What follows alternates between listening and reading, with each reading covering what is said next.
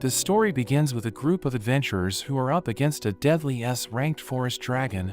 It breathes fire, causing massive destruction to the area, and the adventurers are forced to run.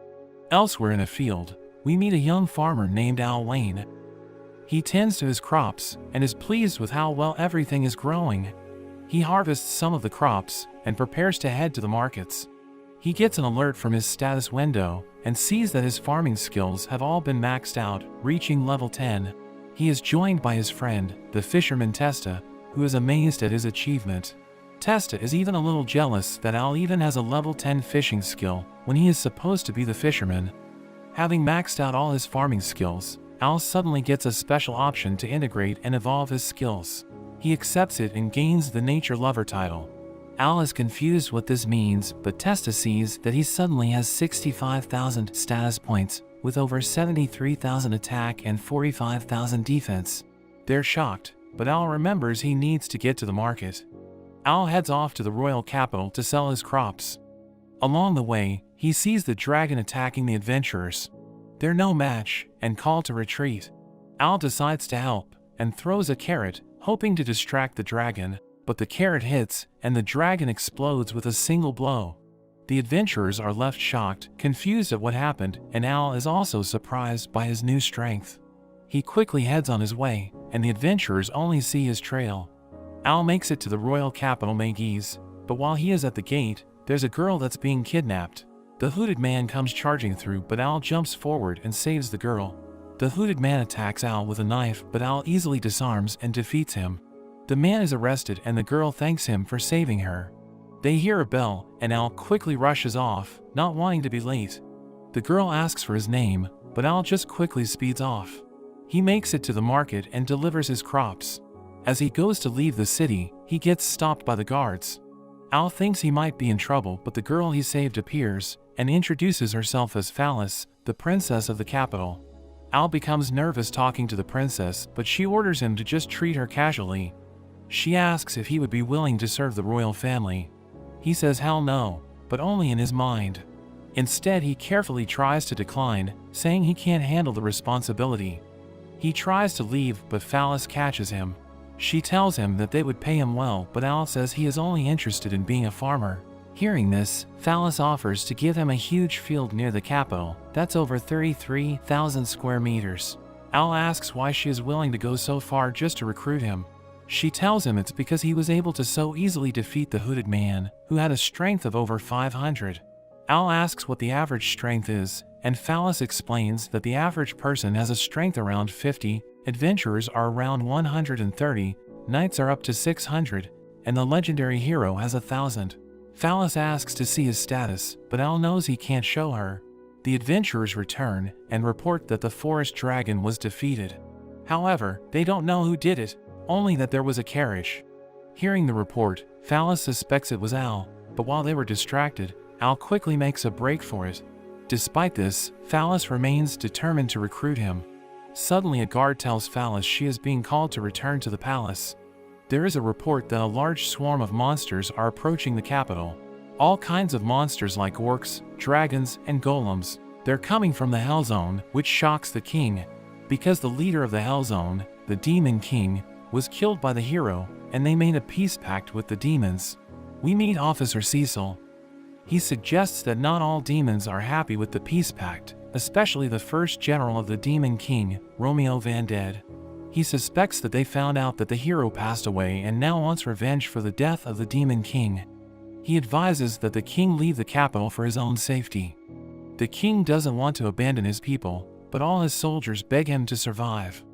Al finally makes it back home, accidentally destroying his door with his new strength. He is exhausted from his day, and Testa suddenly comes knocking on his door. Testa tells him they need to evacuate because an army of monsters is nearby. Al suddenly thinks of his crops and rushes to his field. He is relieved to see his crops are okay. The army of monsters passes by, and Al realizes they are heading straight for the capital. He doesn't want to get involved because he is just a farmer, but then realizes that if the capital falls, he will have nowhere to sell his crops.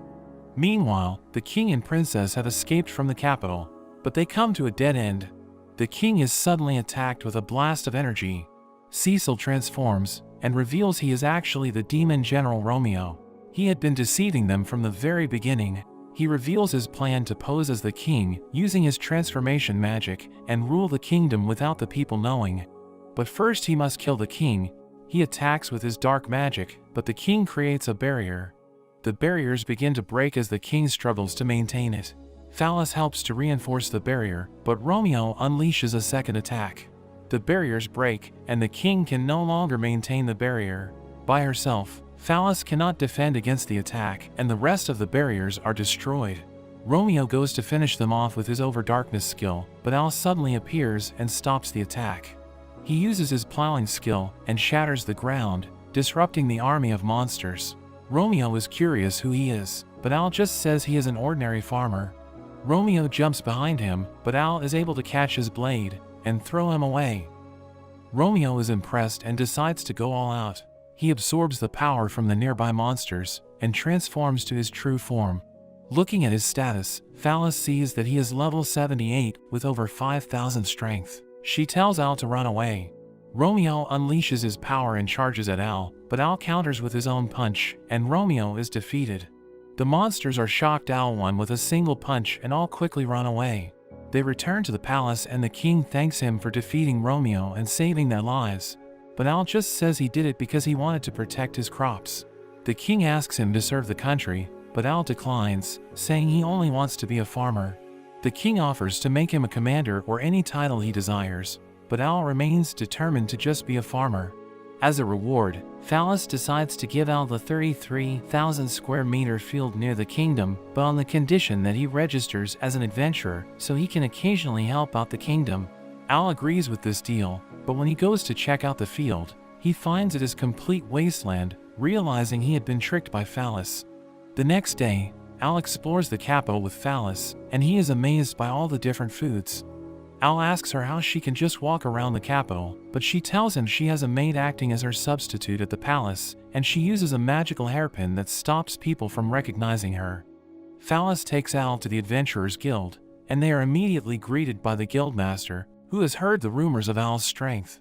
He takes Al over to the reception desk, where they meet the secretary named Helen.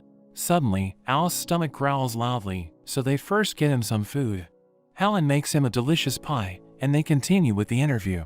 She asks Al why he wants to become an adventurer, but Al explains he is only registering because of his deal with Phallus. Suddenly the adventurers from the previous day appear, thanking him for defeating the S-rank dragon. Everyone in the guild is amazed, and Al becomes embarrassed. The adventurers introduce themselves as Jake, Luke, and Lamia. They wish him luck and tell him they should go hunting together. Al sighs as he imagines being dragged away from his farming. Al mentions to Helen he wants to try doing a quest, but she explains that adventurers are ranked from F rank all the way up to double S rank. Because he is a new adventurer, he can only take on easy quests to begin with. She suggests starting off with a quest to collect 10 herbs from the Grim Forest. Helen tells him he should get some equipment because there might be monsters, but Al says he's too poor to afford any. Hearing this, Helen gives him her old cloak, enhanced with magical defenses. Al is reluctant to accept it, but Helen insists and helps him put it on. Helen becomes dazzled, seeing him in the cloak, as he seems to remind her of a certain someone. She wishes him luck, but Al can only think about his farming life. Al heads out to the forest and collects the herbs. While he is collecting, he comes across a peculiar black scale. He wonders what monster could have dropped it, but suddenly gets approached by a female orc. It pounces on him, wanting to breed with him, but Jake appears and saves him. The orc is defeated and Al thanks him for his help. He asks if they know more about the black scale. Jake has heard rumors of a black dragon, but doesn't believe it because black dragons dwell in the highlands and not the forest. Lamia suggests he can sell it for a decent amount of money. Suddenly, there is a tremendous aura that overwhelms them. They're frozen in fear as a black dragon emerges. The dragon is covered in darkness and walks right past them. Al is terrified, but manages to take a look at its status, only to be shocked at its monstrous stats. There is a girl that's running away, but gets caught, and Helen wakes up from her nightmare. The next day, her mother notices that she doesn't look too well. Helen tells her that she is experiencing memory loss, unable to remember what she did after work the previous day. Her mother suggests that she is overworking and should have some time off. Al returns to the guild and has an urgent report. They meet with the guild master and report their encounter with the black dragon. According to Al, it has a strength of over 230,000.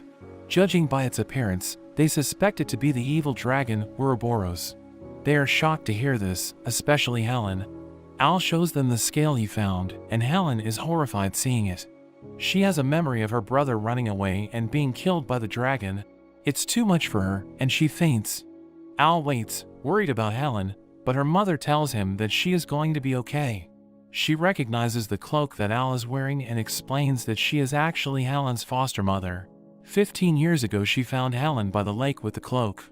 She remembered her name but lost all her other memories. She suspects Helen might have a connection to Ouroboros. Hearing this, Al is determined to help out. He heads to the library to learn more, but fails to find any clues. He decides to look into the reports from 15 years ago, back when Helen was first found. However, the librarian tells him that those reports are restricted and he is not high enough ranked to access them. Al tries to beg, but she turns him away. Phallus suddenly appears, surprising the librarian. She uses her position as princess to help Al gain access to the records. They're led into the restricted area, and they check out the damage records for the village where Helen was found. Al finds out that 15 years ago, the Anoru village was completely destroyed, and there were black scales that were also found there. However, this incident was covered up, because the evil dragon is meant to be dead, but if it has somehow been revived, it would mean the whole world is in danger. The next day, the two head to Anoru village to check it out. They find it in a completely destroyed state. As they explore, Al suddenly hears a voice. He follows the voice and they come to a grave, and a boy appears, wearing the same cloak. Phallus is confused who Al is talking to, because she is unable to see or hear him. Al realizes he is a ghost, and the boy introduces himself as Lei. The boy is glad to find someone that can finally see him, and notices that Al is wearing the same cloak as him. Al mentions how he got it from Helen, and Lei is glad to hear she as well, revealing that he is her brother. He mentions how the cloak was a gift from his father and was magically enchanted. Al puts the cloak around Phallus, causing her to panic and blush, being so close to Al. This, however, lets her see Lei, and she freaks out at his ghostly appearance. Lei continues to explain that Helen was the only survivor in the village, and says that she's in danger. There is a flashback to 15 years ago. Helen calls Lei for lunch while he is training with a sword, but trips and falls over. Helen worries for him, but Lei wants to become a warrior. Suddenly, dark clouds roll in, and fire rains from the sky. They rush back to the village, only to find it burning and destroyed. The black dragon lands, giving off a terrifying roar. A young child stands up to it, throwing a rock at it. The dragon can speak, and finds it outrageous that the boy can stand up to him. The dragon feeds off of their fear, and destroys anyone who has hope. It opens its mouth, gathering dark energy, as the boy becomes terrified. Helen and Lei watch from a distance, but know that they are powerless to do anything. They decide that their only option is to run, so they quickly leave the village. But as they run, the dragon flies overhead and finds them. They quickly run the other way, but the dragon flies after them, breathing fire. The dragon enjoys seeing them run in terror. Helen becomes exhausted and falls over. She tells Lei to go on without her, and the dragon lands behind her. The dragon prepares to devour her soul, but it gets hit in the eye as Lei throws his sword. He tells Helen to run, but the sword falls, and its eye is instantly regenerated. But the dragon turns its attention to Lei, deciding to eat him first. It lunges at Lei and impales him with its teeth. Helen rushes to her brother, and the dragon delights in her despair as it makes him stronger. The dragon decides to let Helen live, but swears to return after 15 years to destroy her home again, causing her even more emotional damage and then feast on her soul. Lei swears to protect Helen even in death, and hearing this, the dragon decides to bind his soul to the area so he can witness her grim fate. After that, the dragon disappears, and Lei fades away. Back in the present, Lei explains that the dragon always leaves one survivor so they can spread this story and create even more fear. And when it awakens, it will hunt down that person and repeat the cycle. Lei begs for Al to help protect Helen, but he says that the dragon is too strong. But Lei mentions how the dragon only ate his soul when he became despaired. He believes that they can use the power, opposite of despair, to diminish the dragon's power. Lay asks Al to help him pass a message on to his sister, and Al quickly heads off, carrying Phallus as he runs. They are in a hurry because today is exactly 15 years after the dragon's previous attack. Phallus gets embarrassed, getting carried like a sack, and asks Al to carry her in his arms. But he says that this is the fastest way to run that he learned as a farmer. They make it back to the city, and fortunately the dragon has not appeared yet. Phallus calls Al a monster for treating her in such a way, but is also amazed by his immense stamina. The two go their separate ways, as Al goes to find Helen, and Phallus prepares the guards. Back at the guild, Helen's mother goes to check up on her, but finds that she's missing from her room. Helen walks alone in the forest, and soon the black dragon appears before her. It greets her after 15 years, and Helen's lost memories begin to return. She remembers that it was her fault that her brother died. The dragon reminds her how her brother would have gotten away if not for her. It says that because of her, all the people in the city will soon die. Helen begs for it not to attack the city, even offering her own life. But the dragon has no intention of letting anyone live. Helen despairs and prepares to end her life, but Al makes it to her just in time and stops her. Helen comes to her senses, but the dragon attacks Al, knocking him away. Al manages to survive, thanks to his cloak's protection. The dragon is shocked a human could survive his attack, but Al says he's not just a human, he's a farmer. Helen tells him to run away, but Al charges at the dragon, punching it in its face. Al tells Helen not to worry, and the dragon is surprised a human was able to hurt him. The dragon wants to see Al fall into despair, and the two begin to fight. The dragon charges at him, attacking with its claw, and Al struggles to defend himself. Al lands another punch, but the dragon unleashes its devastating flame onto him. Al is knocked away, and Helen tells him to leave her, not wanting any more people to die because of her. But Al tells her that it's not her fault. He tells her how he met her brother.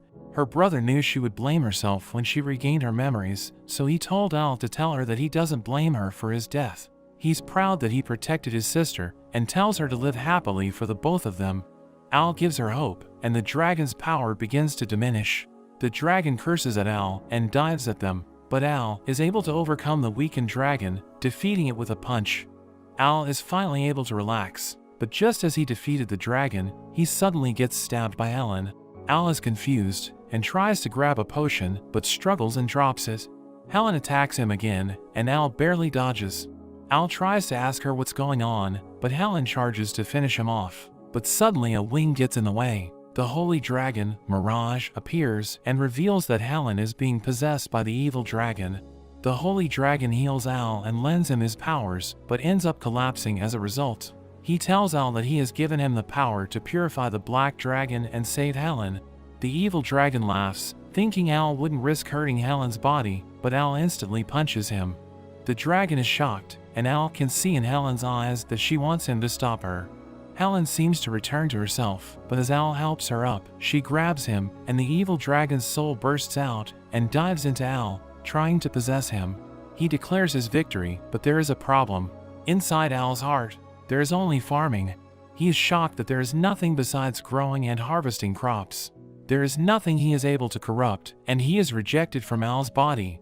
The holy dragon gets back up and uses his power to purify Helen. The evil dragon's soul is shattered, and the holy dragon thanks Al for his help. The beam of light fades, with Al and Helen left unconscious. When Al wakes up, he finds himself at the guild. Phallus hugs him, happy he is okay. Al asks what happened to the dragons, and Helen tells him that Ouroboros was purified, and the holy dragon also disappeared. Al asks if Helen is okay after being possessed. She says that she is fine, and has also gained the ability to transform her arms and legs into dragon claws. Al is shocked, thinking she is still possessed, but Helen shows she can freely control the power. She plans to use this power for good and save people in the future. Helen suddenly asks about Phallus's relationship with Al, not recognizing her as the princess because of her magical hairpin. Al gets a bit worried, and Phallus says that they are childhood friends. The guildmaster bursts in, along with Jake and his friends. They are glad that Helen is okay, and amazed that Al defeated the evil dragon. They wonder how the palace will reward Al for defeating the dragon, and Phallus swears there will be a huge reward, almost accidentally revealing her identity. They have a party to celebrate Al's victory. Luke teases Al for not drinking with them, but Phallus can read his mind, knowing that Al is thinking about harvesting his potatoes in the morning, and tells him he should relax. Helen shows off her new power to everyone, and they enjoy their night. The next morning, Testa helps Al with his harvest. He is amazed that Al can manage 2 separate farms. Suddenly Rix the mailman comes running by and delivers a letter to Al. It's a letter from his father, telling him they haven't seen him in a while and should visit them. Al is conflicted because he is busy with too many quests from the guild.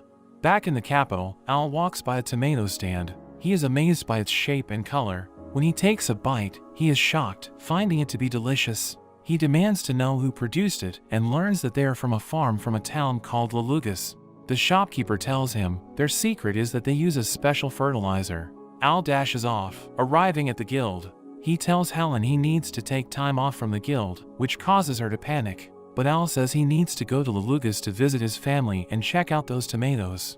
He asks if some other adventurers could cover for his quests, and Helen tells him that she can cover for him, revealing that she has also become an adventurer thanks to her powers. Outside the guild, he runs into Phallus. She wants to accompany Al on a quest, but he tells her about his plan to visit his parents. She gets excited and decides to tag along, wanting to meet and thank his parents. Al fails to deter her and just quickly runs away. Al walks through the jungle, getting excited as he thinks about the tomatoes. Suddenly an orc appears, but it appears to be friendly. Al remembers that male orcs are friendly toward guys, but it turns out it wants to bone. Al runs for it, but gets caught, and the orc tries to have its way with him. But the orc is defeated, and Al meets a young girl with blue hair. Al is traumatized from the encounter, and explains this is the second time he's been attacked by an orc. The girl tells him that the forest is dangerous, but Al tells her he is also an adventurer. The girl introduces herself as Ruri, and they find out they are both heading to Lalugas. They decide to travel together, but Al worries if it is okay for her to travel with a man, since they will need to spend a night in the wild together. Ruri jokes about cutting off his head if he tries anything, but says she is not worried because she isn't cute. But Al says that she is cute, and she is flattered. They continue on their way, and suddenly they sense danger. But it's actually just Rix, who delivers another letter to Al. It's a letter from his mother, and Al reveals to Ruri that he has actually been getting a ton of them, so that's why he is going there to visit his parents.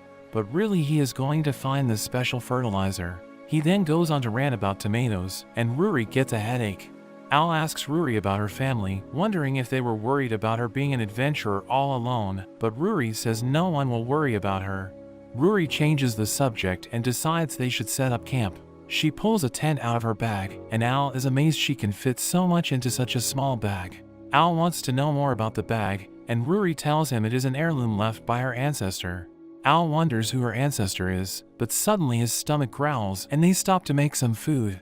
Al is amazed by Ruri's cooking and praises her for her use of ingredients. He then asks her why she is headed to Lalugas. She reveals she is going for training. She has heard rumors of demons appearing, so she is going to investigate. Al wonders why she is doing something so dangerous, and she reveals she is actually the descendant of the great hero that killed the Demon King.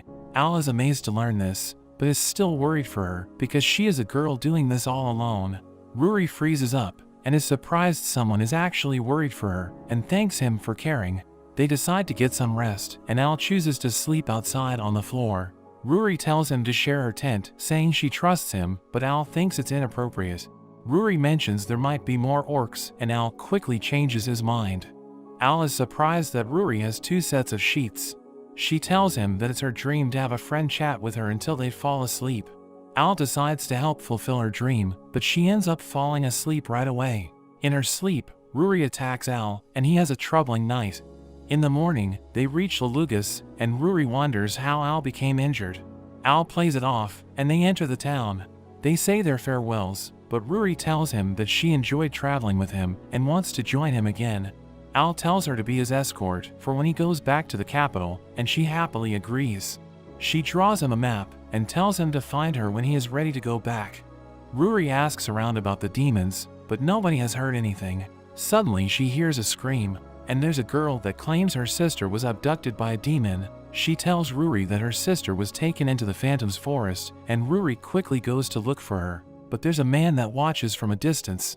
Meanwhile, Al goes to visit his parents. As he goes to ring the bell, the door bursts open, and he gets tackled by his mother. She is overjoyed to see him and ends up choking him with her hugs. Al struggles to breathe, but his mother doesn't let him go. His father appears and punches him in the face, thinking he is doing something to his wife, but then realizes it was just his son.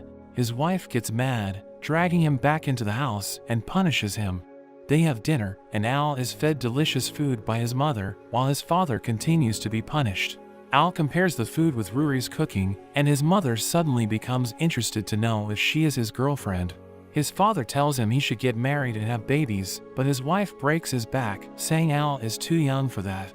Al explains that Rory was someone he just met, and his mother apologizes for jumping to conclusions. Later, Al's father asks him about his business, and Al tells him he is there for the fertilizer. His father points out on his map where he can find it, but then asks Al about the marked location. Al tells him it's the hotel where Rory is staying, but his father doesn't remember there being a hotel at that spot. Al then goes on to ask his father about the demons, but he hasn't heard anything about that. His father tells him it's time for bed, and Al quickly steals his father's bed, saying that he can't go back to his own room because his mother is waiting there. The next day, Al picks up the fertilizer and decides to go visit Rory, but Al suddenly hears screaming and he runs into the crowd. The man says he was attacked by a demon, but says he got away thanks to a girl with blue hair. Al asks for the location and quickly runs off to find Rory. The man gets back up, and with a snap of his finger, the crowd and hotel are revealed to be an illusion. Al runs through the forest looking for Rory, but finds the girl Rory had met before getting attacked by a demon. Al easily destroys the demon, and as the girl thanks him, she also turns into a demon and attacks him. But Rory suddenly appears and saves him. She tells him that the forest is filled with these demons, but that's when the man from earlier appears, introducing himself as Loki, and revealing himself to be a demon. He is amused at how Rory was so easily tricked, when no one in the town has seen any demons, calling her unworthy of being the hero. Rory wonders why Al was dragged into this when he should just be after her.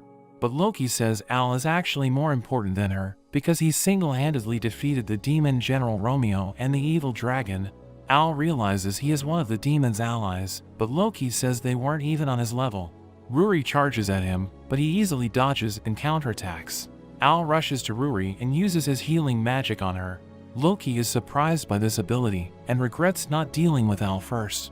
Rory apologizes to Al and says that she is no match for him, but Al tells her not to worry because he is Farmer. He rushes at Loki but gets thrown away. Al continues his attack but gets slammed into the ground. There is a massive crater, and Al barely holds on, but he jumps back up and manages to land a punch on Loki.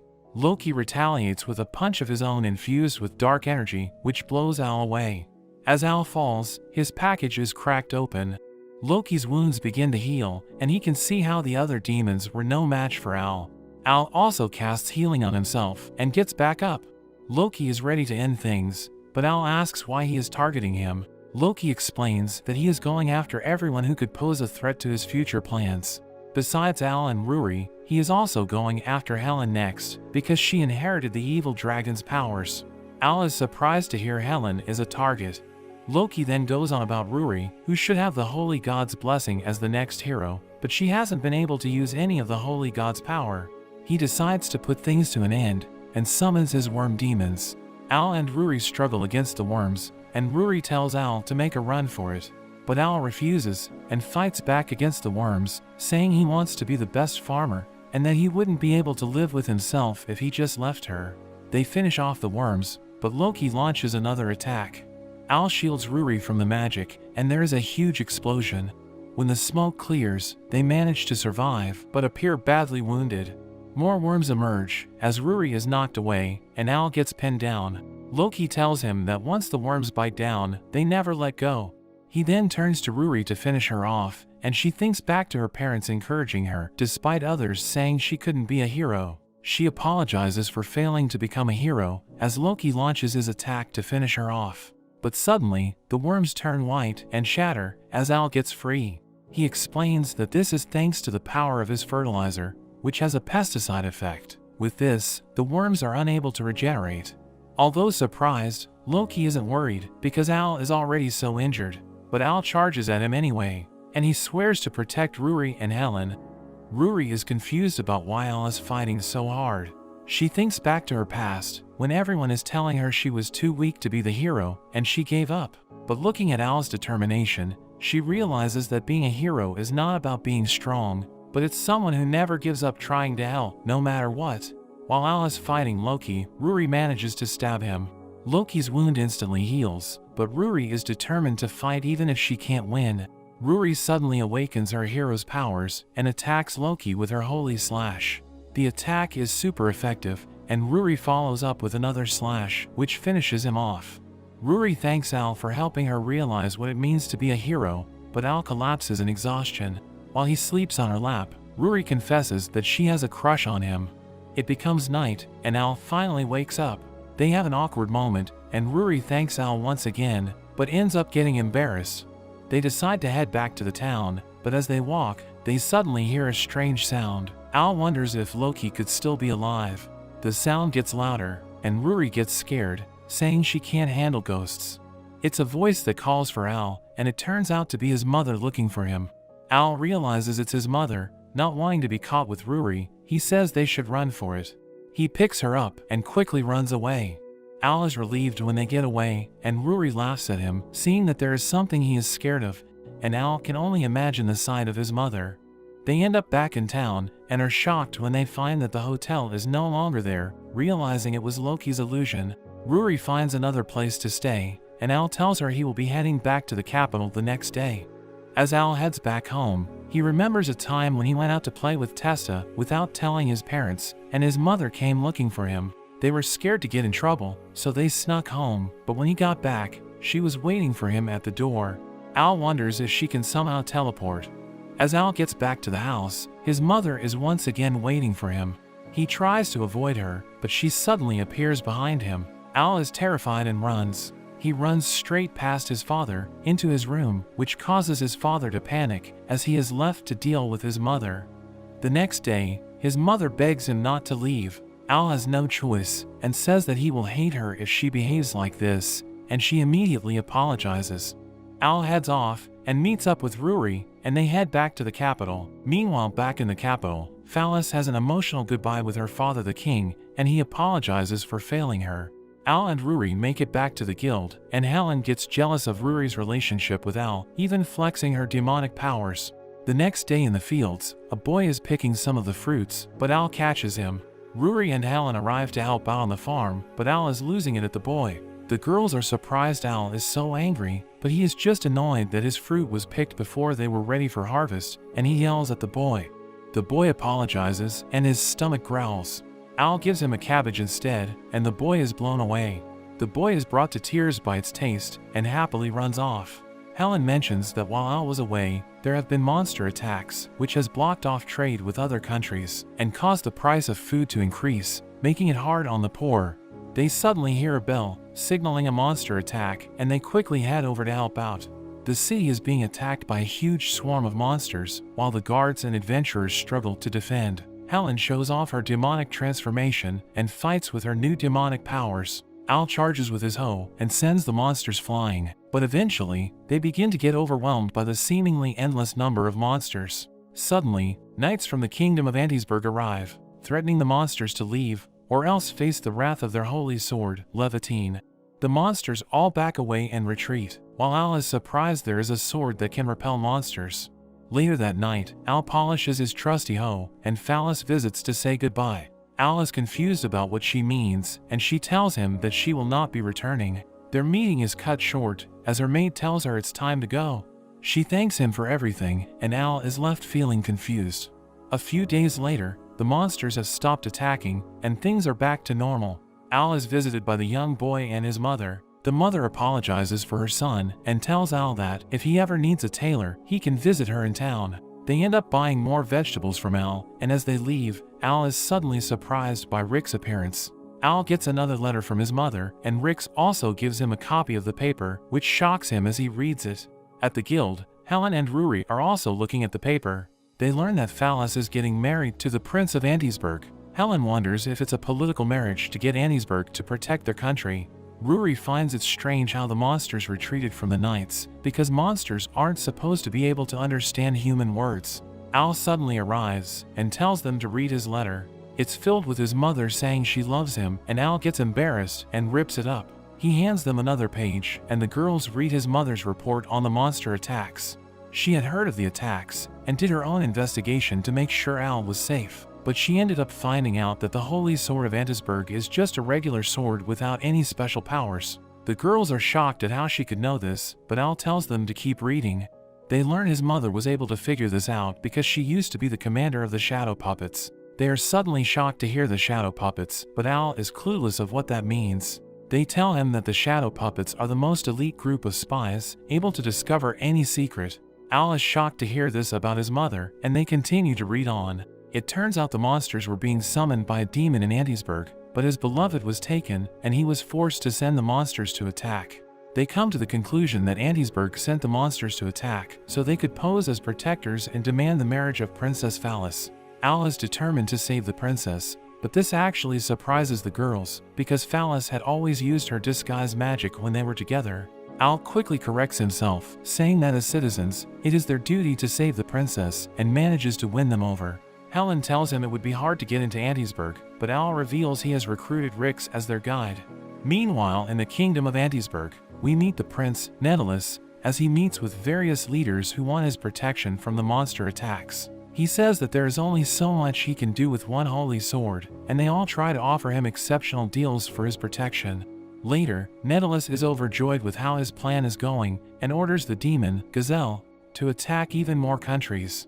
However, Gazelle wants to stop the attacks, not wanting to see more of his comrades be sacrificed. But Netalus beats him, and reminds him that he has his girlfriend captured.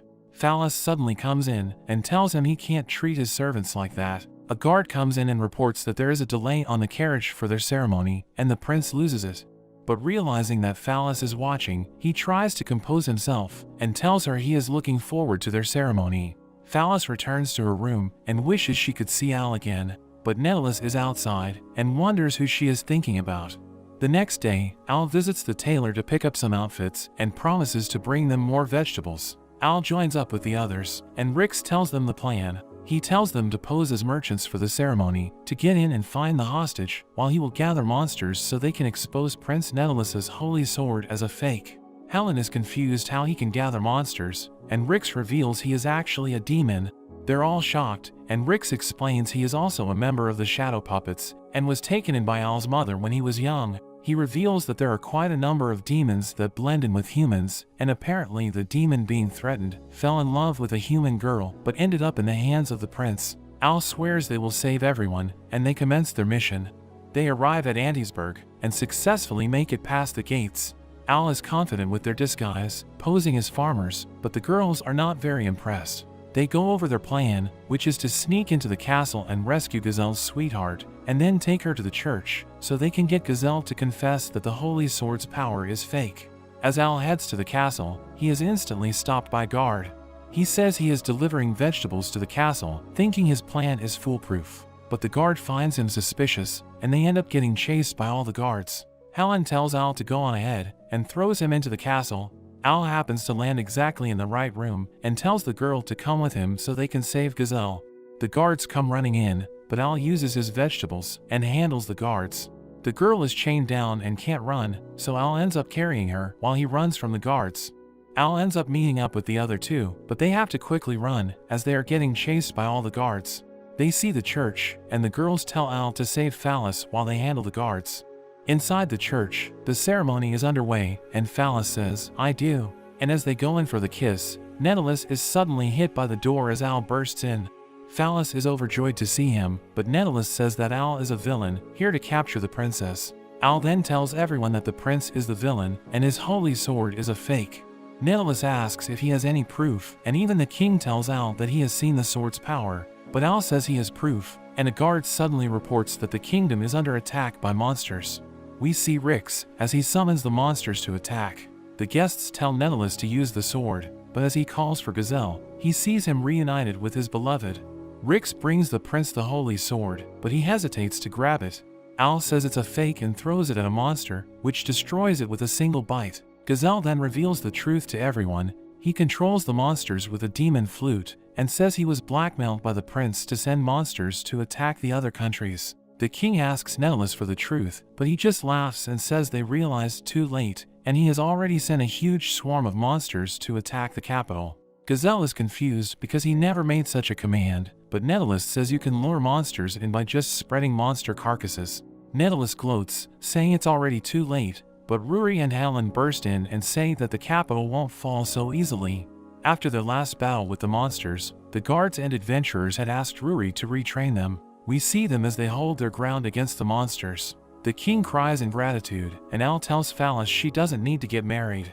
The guards come rushing in, and Netilus orders them to capture the intruders. But they all throw down their weapons, and Ruri and Helen reveal that the guards switched sides after they explained the prince's evil deeds to them.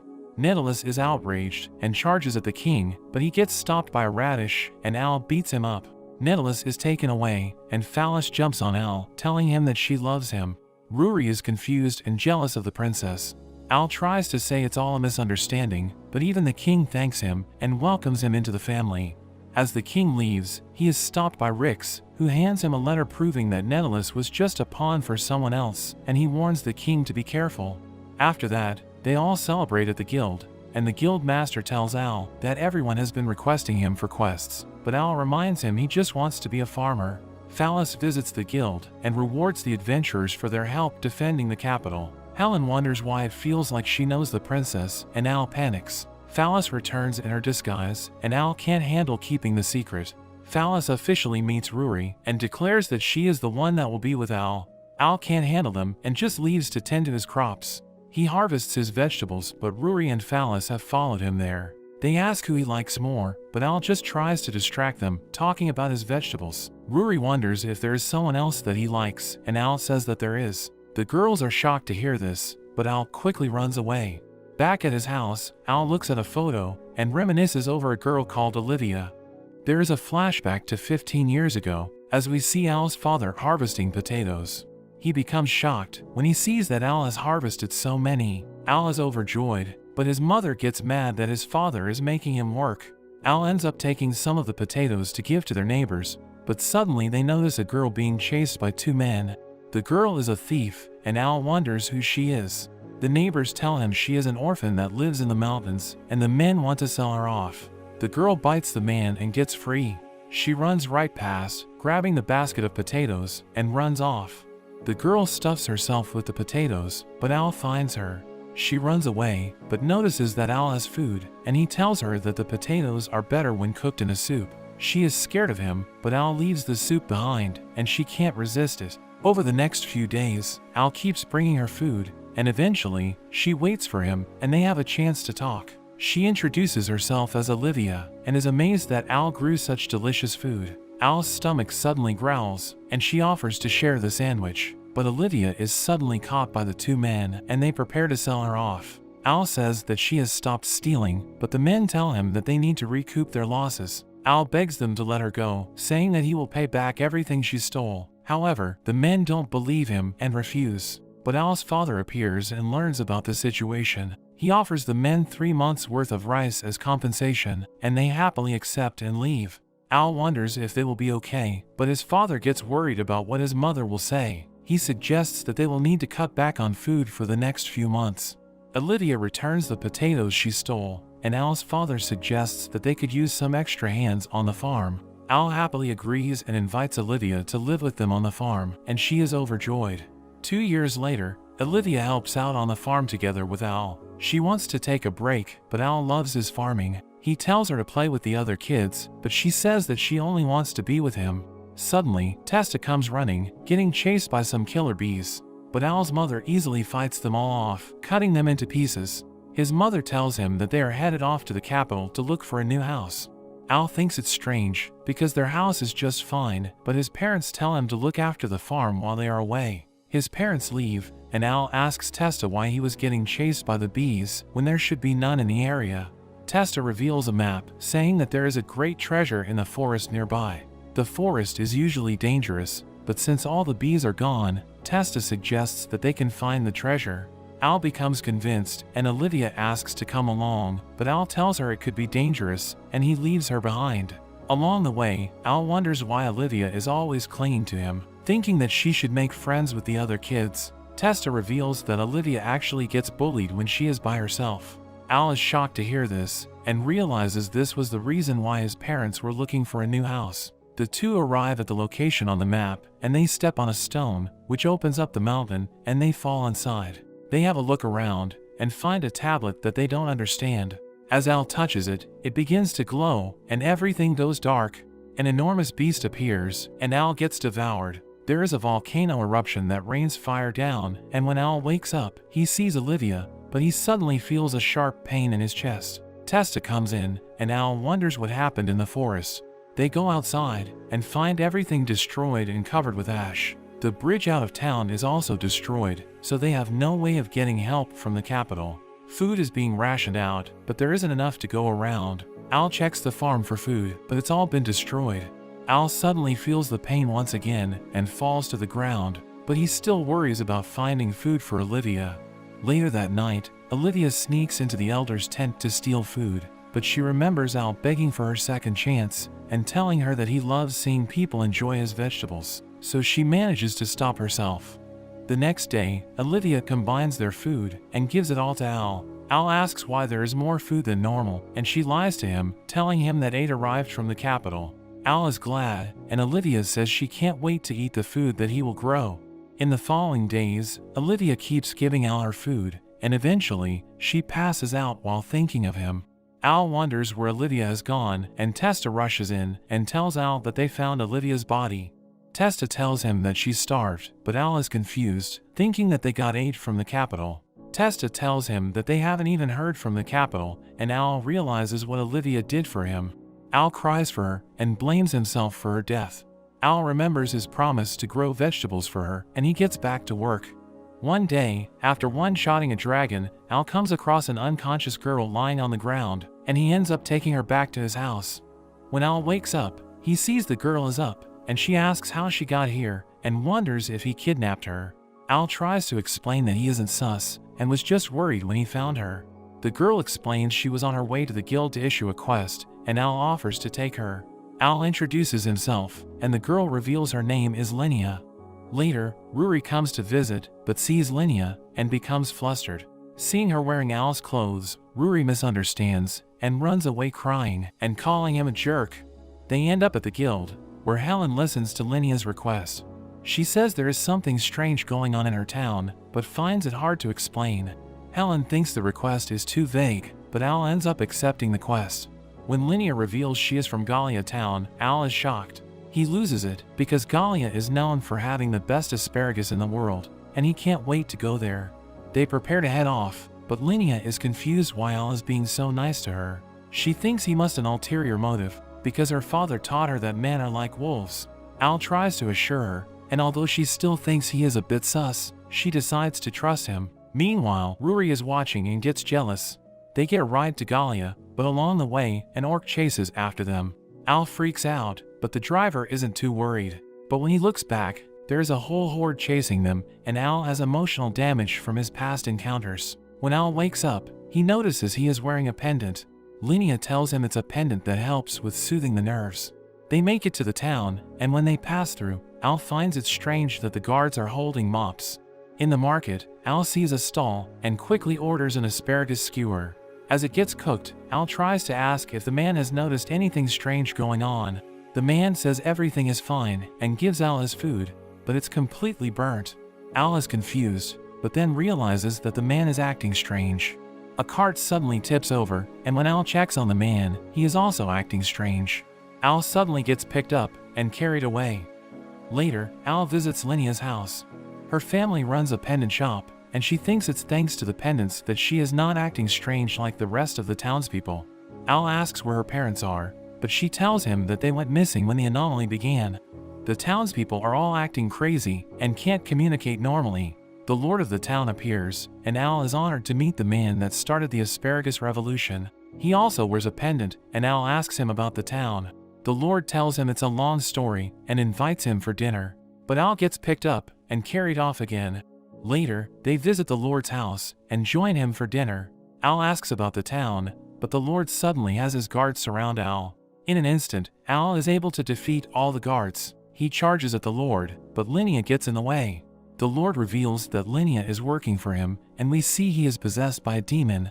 The demon reveals that he put his power into a crystal and put it into the goddess statue in town so he can control everyone. He plans to do the same to the capital. After he heard about Al defeating the demon general and the evil dragon, he planned to put a crystal into Al's body and control the capital.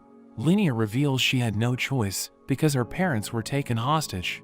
As the demon prepares to put the crystal into Al, he throws a flashbang, which doesn't seem to do anything, but there is an explosion and the goddess statue is destroyed. The demon is confused what happened, and Al explains the flashbang was just a signal to his friends. The demon is shocked because Linnea was spying on him this whole time, but Al reveals that when he got carried away in the town, it was actually Rurik and Helen. They even saved Linnea's parents. Al tells him it's over, but the demon takes the Lord as his hostage. Al uses the power of Asparagus and force feeds the Lord. He reminds the Lord of his love for Asparagus, and he is able to break free from the demon's control. Al takes the chance and finishes him off. Linnea thanks him for his help and gives him a kiss, much to Rurik's dismay. She declares that when she gets older, she will find him and win him over. Al is left stunned, and he heads back to the capital. After that, Al goes back to tending to his field, with Rurik, Helen and Phallus all helping him out. Phallus notices the pendants that Helen and Rurik both got, and gets jealous. She wants to confess to Al again, but Rurik reminds her they want to give Al some space. Suddenly they hear Al screaming. He is devastated to find that some weeds have grown among his crops. It's a pesky weed that sucks up all the nutrients from the surrounding crops. He is outraged to find that so much has grown under his watch. Helen is amused that weeds are a bigger threat than the demons he has faced. They head into the city to sell their vegetables. They are quite popular, and even the king comes in disguise. The king wonders when Al will take Phallus as his wife, but Al avoids the topic. The king tells him he will give him even more farmland and newly developed farming tools. Al imagines the tools and can't help but be enticed. Rurik tries to stop him, and Phallus throws a potato at her, but it ends up knocking Al out. Al sees an angelic figure trying to talk to him, but he soon wakes up. They sell all the vegetables, and Al gets an evil look as he thinks about destroying the weeds. He runs into Rix and shows off the herbicide he is going to destroy the weeds with. They suddenly see some men capturing a girl to sell off. Al approaches them and easily knocks the two men out. The third guy runs away, and the girl is revealed to be a demon. The girl is scared, but Rix recognizes her as Yuria and shows her he is also a demon. Rix reveals that Yuria is the daughter of the demon lord. Yuria begs for their help to save the demons and reveals that her attendant, Volfi, suddenly told her that she wasn't safe. He then opened a portal and sent her away. She wants to go back and save the demons, but Rix says that the demon territory is on the other side of the ocean and it would take at least 3 days on a boat. Al takes on the job and hands his pesticide to Rix so he can look after his crops. Al tells them that he has a faster way to get there, and he ends up carrying Yuria as he runs across the water. Yuria freaks out and tells him to stop, but Al says they will sink if he stops. They end up making it to the demon territory, and Yuria is thankful they got there so quickly. Volfi suddenly appears and starts attacking them. Al manages to stop the attack, but Volfi continues to attack with his magic and even shoots at Yuria. Al manages to get behind him and knocks him out. Yuria is confused why he was attacking her. Volfi gets back up and charges up another attack, but suddenly, Al's mother appears and knocks him out. She reveals that she heard from Rix and came to make sure he was okay. They head off together and arrive at the Demon Lord's castle. They find that all the guards are dead, and Al wonders what happened. His mother thinks that they were controlled to fight each other, just like how Volfi appeared to be controlled. Yuria rushes into the throne room and finds her father lying on the ground. Al finds a guard that's still alive, and he reveals that there was a girl. He suddenly warns Yuria as Al's mother tries to attack her, but is stopped by Al. Al can tell that she isn't his mother, because his real mother would have hugged him so hard his bones would shatter the moment she saw him. She is amazed he could see through her perfect disguise. She returns to her true form, and it's revealed that she is actually Olivia. Al is shocked how she is still alive, thinking back to when he witnessed her death, and Olivia reveals that she is alive thanks to the power of the evil god. She shows off her power, attacking Yuria, but Al dives and manages to save her. There is a huge slash and explosion, and when the dust clears, the The whole mountain has been blown away. Olivia is surprised that Al managed to dodge her attack and says it must be because he also has the evil god's power in his body. Al is confused what she means, and Olivia explains that his nature lover skill that boosted all his stats is actually a skill from the evil god. Al doesn't believe it because he has never met the evil god, but Olivia tells him that he has. She promises to explain everything if Al decides to join her.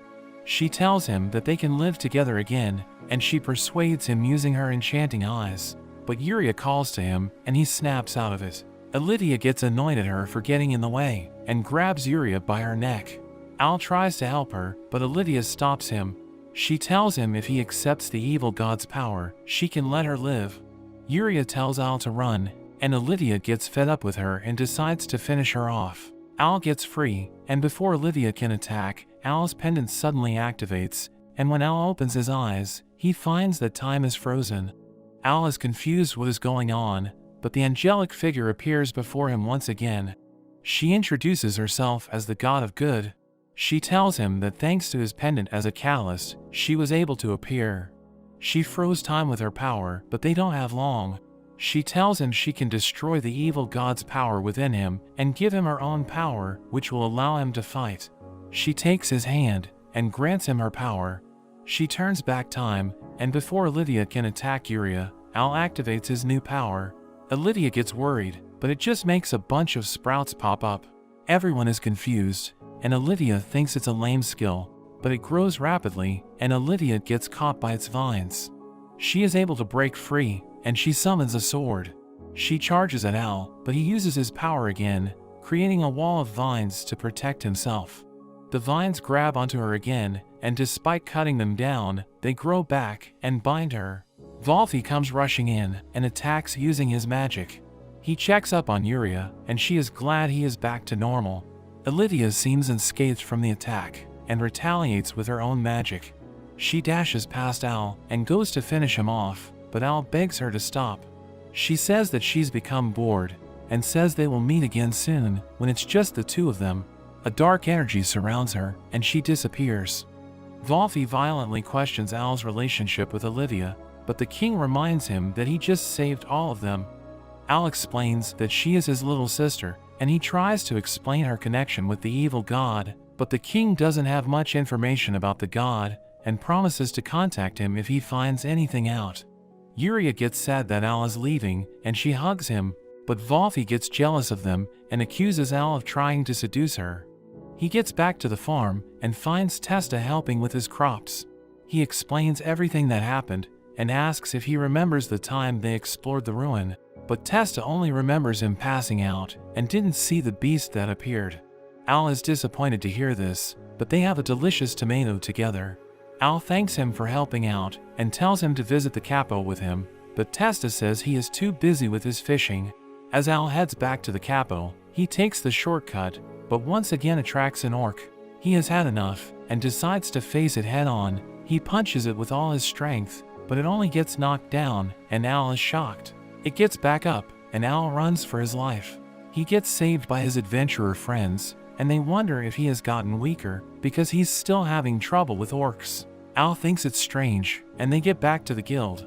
He tells Helen and Ruri, and they are confused how an orc could survive his punch. Helen asks to see Al's status, and we see that his overwhelming strength is gone. Al realizes that when the goddess gave him her power, she removed the evil god's skill that was boosting his stats. Helen tells him not to worry, because he is still much stronger than the average adventurer.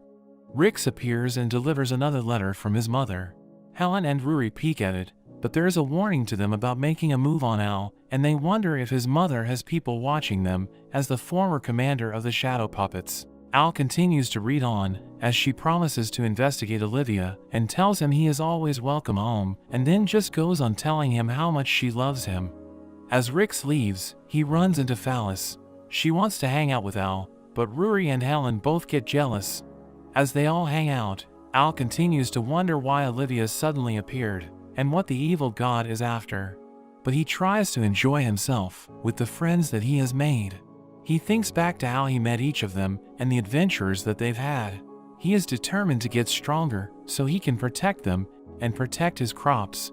Because he is farmer. But that's where this series ends. Remember to like and subscribe to the channel. Thanks for watching and I'll see you next time.